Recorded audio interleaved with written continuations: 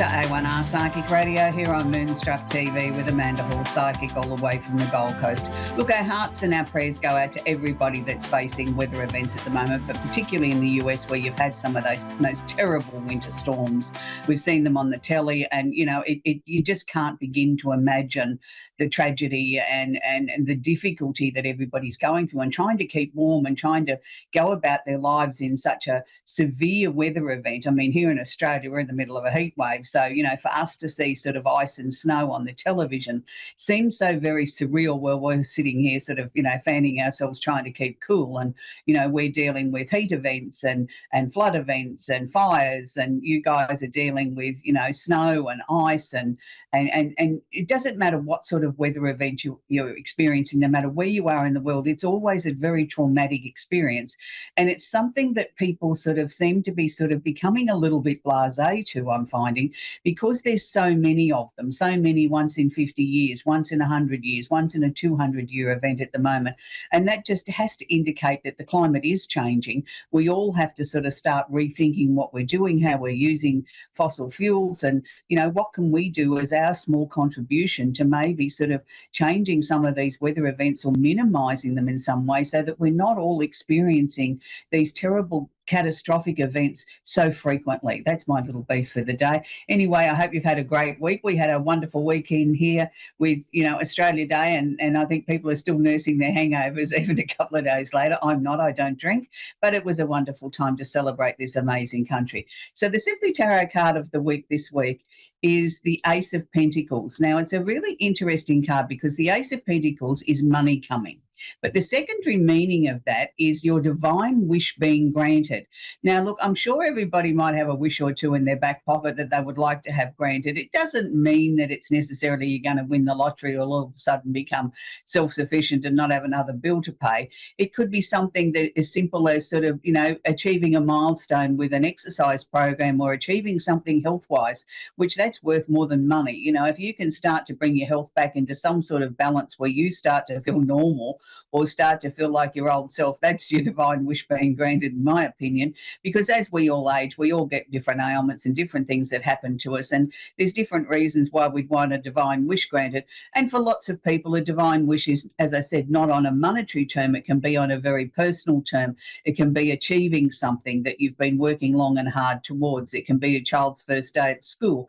There's many reasons for a divine wish being granted. So every time this card comes out, I do think of, yes, money coming in, but I also think of what are my blessings? What am I going to be turning around and saying, a divine wish of mine has been granted. What can I be thankful for?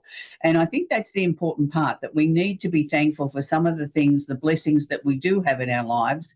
And, you know, not everybody's going to be filthy rich and not everybody's going to be famous, but we all have our own way of succeeding in our lives, and that's what we need to measure ourselves against, is against ourselves, not everybody else. So this is a really positive card, so I hope that there's some more money coming in for lots of people.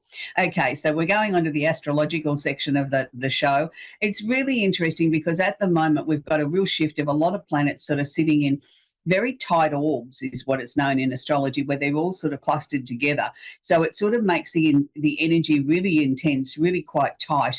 And it can also be a time where we all need to really try and understand what's going on around us, because there's triggers there for no matter which your star sign is that you don't quite sort of understand, and you don't understand why all of a sudden you've got aggressive, or you've got short-tempered, or you've got no patience, or last week I was perfectly fine with it and this week it's like I want to punch somebody's lights out and I don't understand why. Nothing's really changed. Why is my attitude changing? It can be a planetary configuration. It can be a planetary trigger that sort of changes the demographics of how we see something or how we feel about something and how we respond to it.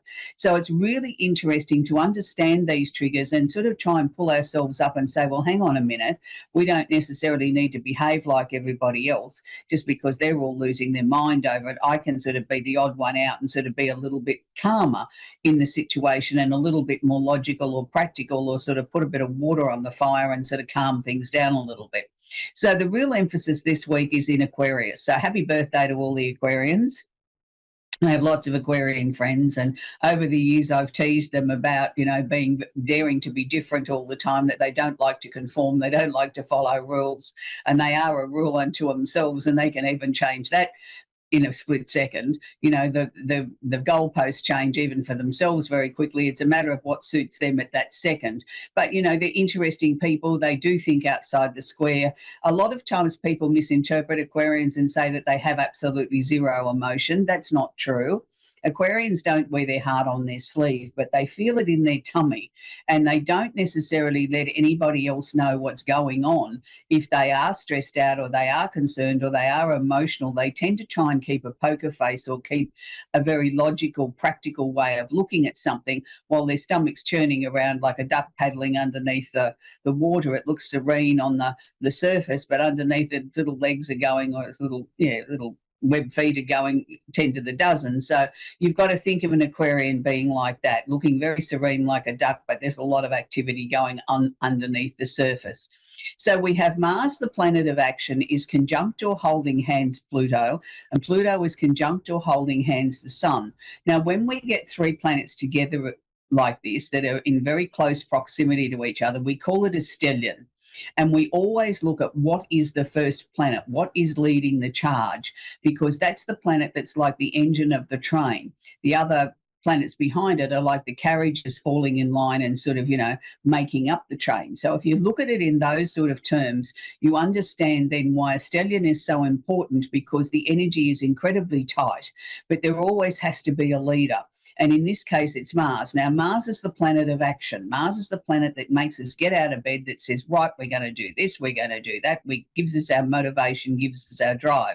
Now, Mars isn't always the most positive planet. Mars can sometimes just be a little bit like the bull in the china shop. Let's get something happening for the sake of happening. So you have to be very aware of the Mars energy here, particularly with it being in Aquarius, because the Mars energy here is a little bit like the bull in the china shop, and people aren't really putting their thinking. They're trying to think outside the square. They're trying to do something different. They're saying this isn't working, that isn't working, so we'll go a different direction. We'll try this, we'll try that. But what they're doing is they're doing it too fast. There's really not any thought. It's like, oh, okay, that came into my mind, we'll go that way. Oh, that didn't work, we'll go this way. Oh, that didn't work, we'll try this. So there's no planning or no real action there behind it. And that is what makes Mars here very dangerous, particularly when you've got it conjunct or holding hands Pluto. Now, Pluto is the planet of transformation. Pluto likes to come in and be slow, deliberate, definite, making sure that any lessons that you learn from Pluto are not forgotten. So you've got two planets working sort of virtually opposite. You've got one that wants to be the bull in the china shop and get everything done yesterday. Then you've got Pluto coming in and saying, now let's slow this down. Let's think about it. Let's look at it. Let's plan it. Let's sort of see what we can gain out of this. There's got to be some lessons to be gained here. There's got to be some ground we've got to cover, and we want to make some traction. We want to make some real difference. So they're sort of almost opposite and sort of fighting with each other, if you want to put it that way, as they're trying to sort of work together. And that's a tall order for them to work together. And then we have the final part of the stellium, which is Pluto is conjunct or holding hands the Sun. Now, the Sun is sort of saying, this is where I want to shine. I want people to take notice of me. I want people to take notice of, I'm very intelligent. I come up with some great ideas. I can think outside the square. I dare to be different. I stand on my convictions. I don't let anybody talk me out of it unless they can come up with a very solid argument that piques my interest, and I think, they've got something there that, yes, that needs to be explored, or I hadn't thought of it that way. So, the Sun is asking for some thought-provoking answers here, or some ideas, or some suggestions. So it's a really interesting mix with this stellium, with Mars wanting to get in, get it sorted out yesterday. Pluto saying, whoa, hang on a minute, let's slow down, let's look at this, let's try and find out how we can move forward in a positive, definite sort of direction, that we're teaching people, or we're changing things for the better as we go along. And then the Sun is saying, but hang on a minute, I want this to be my way. I want to be the one in the spotlight. I want to shine. I want people to know it was my idea. So it's a little bit of a conflict of interest there. So this is definitely affecting the Aquarians, the other air signs, which are Gemini and Libra, the opposite sign of Leo. but you also must be aware that this is affecting all the other remaining 8 signs in varying degrees. And it's sort of like 1 minute it can be lukewarm or just off the cold, and the next minute it can be at boiling point. So it's sort of seesawing very, very quickly. So just be aware of that. Just be making sure that if you've got something that you've got to say, or you've got to go into an important meeting, make sure you're not going in with the Mars energy too much. Maybe go in there with sort of a little bit more of a subdued or a laid back attitude and sort of present your case in a non-threatening sort of way. I think you'll catch more people to listen to you and take notice of what you've got to say, and you'll shine better, and maybe show them that there's some long-term changes or benefits here with Pluto that, yes, we can, implement it fairly quickly, but we can do it in a way that's beneficial, not just for like a sugar hit, but for a very long-term change or benefit for what needs to be happening. So the next part that I want to talk about is Saturn is in Pisces. Now, look, Saturn and Neptune have been doing a dance together for quite some time now, for quite a long time. And I'm sure you're probably sick of hearing about it, but Saturn is in the final degrees of Pisces and is conjunct or holding hands Neptune. Now, Neptune was only just come out of Pisces and moved into Aries. So this makes it very, very interesting, because we've got Saturn here, the planet of discipline, is asking us to sort of finally sort of look at how we can sort of nail everything down on a creative level, on the things that we've learned, that we've learned to sort of approach things in a different way. We've got different ways of handling conflict. We've found different resolutions. We've sort of shown a strength that hasn't been there before, or people didn't associate with Pisces before, that, oh yeah, that's just the two fish chasing its tail. Now it's sort of almost like the world sitting up and taking notes and saying, well, hang on a minute, Pisces people do really have something to offer the world. They are quite wise and strong and can deliver a message and can stick to their guns and sort of be quite firm. They're not as wishy-washy as everybody made them out to be. So this is the good effects of Saturn being in Pisces for the last 12 months. But when you've got Neptune, which is the ruling planet that was in Pisces for such a long time, it was trying to show people that, they are a very creative sign. They can think outside the square. They can find different ways to resolve an issue without necessarily becoming angry or aggressive or needing to go to war, that there's other ways of solving situations. Now that Neptune has changed energies and has gone out of Pisces and has gone into Aries, Neptune is now going to become more defensive. Neptune's now going to become more me first. It's showing you that, okay, I've got some creative energy here. I've got ability to transform things. I've got the ability to sort of look at maybe going down a dark tunnel, but I'm going to do it by myself. I'm not necessarily going to take everybody with me, because the Aries energy is a little bit of a loner sort of energy. It's a very me first energy. It's sort of, I'm going to do this. I'm going to do that. I'm going to achieve this.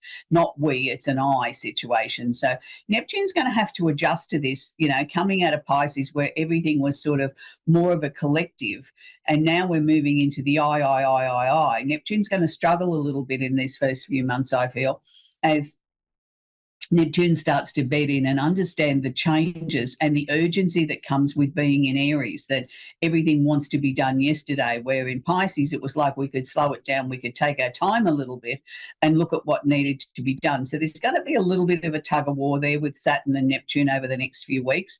So whether you're a water sign, which is Pisces, Cancer and Scorpio, or the opposite sign of Virgo, or if you're a fire sign, which is Aries, Leo, Sagittarius, and the opposite sign of Libra, I'm going to say to you, there's going to be a little bit of a tug of war there. One part of you might be saying, let's slow down and make sure that we complete the lessons that we were here to do. And the other part saying, come on, let's go. It's time for action. It's, it's full steam ahead. And it's sort of going to be a little bit of conflict within yourself. So whatever your star sign is, just be aware that there could be this conflict of interests going on, and you, 1 minute you're happy to slow things down, the next minute you want to go off like a speeding train. So, just, I think, adjust yourselves as you go along. We have Jupiter in Cancer, and it will be there till the early part of March. I know that a lot of Cancerians are really feeling the pinch with this at the moment. They're feeling as if It's been a very difficult time with Jupiter there, and particularly with it going retrograde, and it's still going to be going retrograde until that first week in March. So it's a time now for Cancers particularly to sort of rethink what they're doing. Look at things, there's a newfound confidence there that, there might be some projects that you're working on that are a little bit slower than what you would like them to be, but bear in mind they are still percolating along in the background. You may not be able to see the results yet, but they are working, they are there, and they are going to bring things to fruition for you.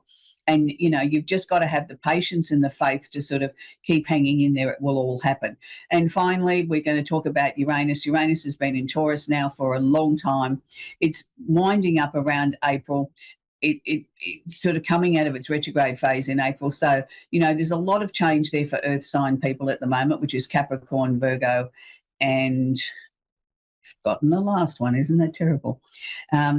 Taurus, of course, and the opposite sign of Scorpio. So you need to be sort of aware that it's time now to wrap things up. It's time to sort of tidy up your backyard, so to speak, and sort of get ready for the changes that are coming. Uranus likes to work very suddenly, like a bolt of lightning. If you're not listening, he'll just come in and clear the decks, and you'll say, oh, I didn't want it that way. Well, you've had plenty of time. Uranus has given you plenty of time to sort of make changes in your life that you can start to sort of bring about things into fruition as you would like them to be. That's where we're going to leave the astrology section. We're going to talk with Kathy in Rexburg in Idaho in the USA. Are you there, Kathy? Yes. Do you have a question I can answer for you, please, Kathy? Well, was my son's accident a purpose or was it an accident? No, I think it was an accident, sweetie. I don't feel it was done on purpose. There's a lot of energy sitting around you at the moment, isn't there? It's sort of like, it's almost like I feel like your life's feeling very electric at the moment. Have you been feeling sort of difficult to sort of settle or sleep of a night, things like that, that your mind's racing a fair bit? Not sleeping well. Yeah, that's because of the energy, this very intense, like electricity energy that's around you at the moment. Look, that'll only be there for another few days or a week, and then I think everything's going to sort of start to settle down. Were you in the throes of making some major changes in your life towards the end of last year, that you were sort of thinking about things, maybe not ready to act yet, but sort of certainly looking at everything very, very carefully about where you want 2026 to go? Yes. Yes. Yeah, and look, that's going to start to build momentum again. Look, what they're showing me here on a timeline, Kathy, is as much as possible, don't bring out or do anything new until March. If you don't have to make any changes till then, let's just coast along till then. That may not be possible with some things. Some things might need to be tidied up or addressed now, but anything that we can push out till then, let's do so, to give yourself a chance to sort of make sure that everything that you're going to do this year is right, is as best as it can be, so that when we go to start to move forward, it's like, well, I've already planned all that. It's just 1, 2, 3, and it becomes easier. And also give your body a little bit of a chance to sort of catch up with all this electric type of energy that's been around you. I want to sort of get you back into some good sleeping patterns, because you're going to need that, very rested body to be able to sort of push forward with the changes and the things that you want to implement in your life this year. It's interesting because they keep showing me that you've learnt the word no, and I was going to say congratulations. You've learned to say no to people. You've learned to say no to people that, and not just go along and do things because they've asked you or they want you to, that you're standing up for yourself a lot more now, and that's good. We don't have to do everything for everybody. We can be true to ourselves. So that's part of the transformation that's happening. Is there, I'm not exactly going to say a move of residence, but is there some sort of changes coming up around the residence? I don't know. I don't think so. So You don't think so? But that can be something as simple as buying a new couch or hanging some new curtains or something like that. I just sort of saw a very slight change coming up around the house around May, June, and that sort of indicated to me like everything after that was sort of really ramping up and things were going to get very, very, very busy. So, this is a year where you're going to need to really be able to think on your feet. Somebody asks you a question, it's got to be a yes or no, and it's got to be that quick. There's not going to be a lot of time to be able to think about things or to analyse things. You're going to have to go with that first response that you get and know that that'll be the right way to go. We won't have time to sort of sit down and analyse too many things. But overall, I think you've got a great year coming up, Kathy. Great. That's nice to hear. Yeah, I think yeah, it's exciting, so just make sure you try and get as much rest as you possibly can and, don't second guess things. If somebody walks up and says, do you want a new red car? You say yes or no, don't stop and think about it. Just go with what feels automatic to you. And that way then I think you'll achieve a lot more this year. So it's been lovely to talk to you. That's where we're going to leave Kathy now in Idaho. We're going to talk with Donna now in Santa Barbara in California. Are you there, Donna? Hello, Donna. Oh, hello, Amanda. Hi. How are you? How are you, sweetie? Do you have a question I can answer for you today, Donna? Yes, I do. About a month ago, I was at this outside beach restaurant sitting there, and I was facing the people that were standing on the cement looking at the ocean. And there was a man really attracted to me. I felt him magnetized to me. And I don't know, I was having a very hard day that day, but everything came out all right. So I didn't, make any moves to say hi or anything, and he didn't. And then when I was driving away, his friend was on one side and he on the other side of the parking lot, and he just had his arms out like, oh, what happened? And I was wondering, do you think I'll ever see him again? Because I really felt there was a heart connection. Did he have dark hair? He had light hair, I think light. It's hard to say. He was dressed very different, like, I don't know, kind of European looking, very tall, handsome. Yeah, real handsome. Younger than I. Maybe I thought I was younger. I don't know, because I had a hat on and sunglasses. No, the one I got had very dark hair, so I'm not sure that it's the same man, but I've got a man. That was his friend or his father. Oh, okay. I don't know who. Yeah. Okay, but both of them were, yes, very, very well dressed and sort of stood very tall, like I think we sort of tend to, here in Australia, we tend to slouch a bit too much, but the Europeans tend to stand very upright, as if they've been trained that as children. And that's what I got, this very upright sort of man. And the dark-headed man must have been saying something to his friend then, because he was the one that seemed to be vocal, that was coming forward to me sort of saying, you shouldn't have let it get away. So, obviously. Yeah, right. His father wanted him for me. I think it was his father's friend. I don't know. But I don't even know if they live here. Nothing. Oh. Look, I'm a firm believer in fate. And, if something's meant to be, you will bump into him again, because, there was such a connection there. It wasn't something that, oh, well, that's nice. You didn't just admire him and walk on. Like there was a real pull there from the soul level. I actually feel he's sort of kicking himself that he didn't walk up and say something, but he was frozen. He wasn't able to open his mouth. It was like he wasn't able to move his body or open his mouth, and he sort of says to himself, why did that happen? It's never happened to me before, like I've never been lost for words or all those sort of things. And that's probably why he gave you that, that he outstretched his arms as you drove past, sort of wondering what happened, because he was frozen and probably thought you were too. And it's like, oh, my goodness, have we lost this opportunity?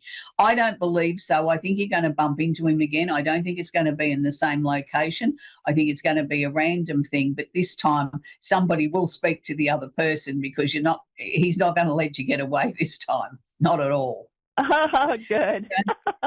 I don't think it's just yet, though. I'm sort of looking more around March or April, and it'll be somewhere that you don't normally go, like you've stopped somewhere to buy some bananas or something, and it's not even in your area, and that's when you're going to meet him, and you're going to turn around and think later, well, I don't know how on earth that happened. Like I didn't go out to buy bananas. I just got this idea in my head, oh, I'll pull in there and buy a bunch of bananas or whatever it might be. It'll be something as silly as that. And you sort of, that's how the universe works. It's like playing a game of chess. They've got to get us to be in the right positions for the magic to happen. And, if we ignore that message that they give us or that suggestion, then the piece on the chessboard can't move. So therefore it can't happen. So we have to follow the little messages or the prompts that we're given, because there's always a reason, even if we can't see it at the time. There's a reason for that psychic flash, if you want to call it that, that I got that strong feeling I had to pull in there and buy bananas. I don't know what for. I had some at home, but, I'll do it anyway.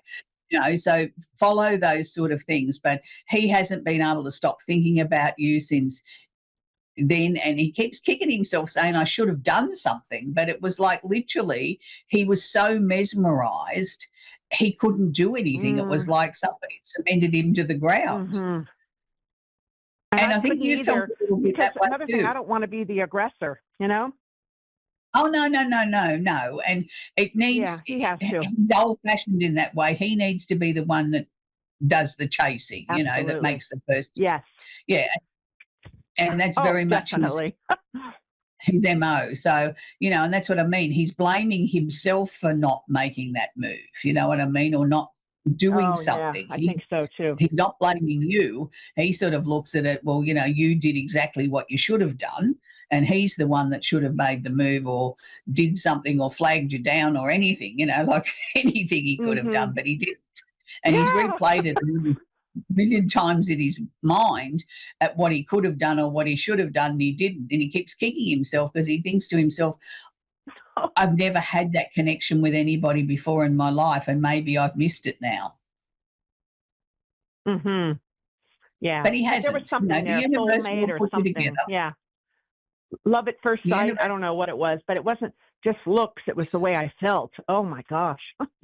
Yeah. Yeah, and I mean, people It's pretty talk about love powerful. at first sight, and I'm not saying it doesn't happen, but it's more, yes, we've got to be attracted to that person, but what it is it's the soul connection. That's what the deepness is. That's why people call it first sight. Is the two souls come together and know that they should be together, and they don't question it. You know what I mean? It's like it's so powerful that you can't ignore it. It's not a fancy. It's not like somebody walking past with the trolley of desserts and you say, oh, that looks nice and that looks nice and that looks nice. Oh, but I'll have that over there. Oh, but maybe I should have done that. No, it's not like that. This is a pull that you can't explain. And I've always been of the belief that you know straight away when you meet somebody whether you could spend the rest of your life with them. I'm not saying you should make a decision then, but I'm saying, but on a soul point of view, you already know. As you do with this gentleman, you already know the pull was so strong that, now you're sort of questioning, well, what could I have done differently to make something happen out of it? The answer is absolutely nothing. You've done what's right. Nothing. The universe will create. So you just keep that, just make sure every time you go out, you look lovely. Yeah. I'll try. Yeah. Okay, Make Donna? up earrings. Yeah. Yeah, that's what we're going to have to leave it, sweet, because we've come to the end of the show, but I hope that's been of help. Oh, thank you, Matt. Oh, you make me feel You're very good. Yeah. I'll let you know when it happens, okay? Wonderful.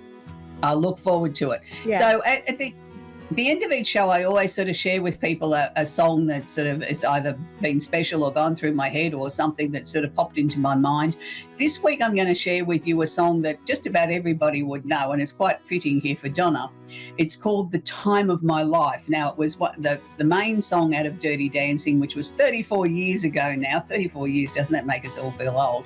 And they're in the process of filming a sequel to it. So I think it's a really appropriate song. If you want to be uplifted, you want to feel happy or whatever, go and watch the clip on Dirty Dancing and The Time of My Life. So until next week, have a great week and really enjoy being alive. Look, it's a great time to be alive. There's lots of wonderful people out there. Smile at a stranger. You might be the only person that's given them a smile that's made them feel important for the day.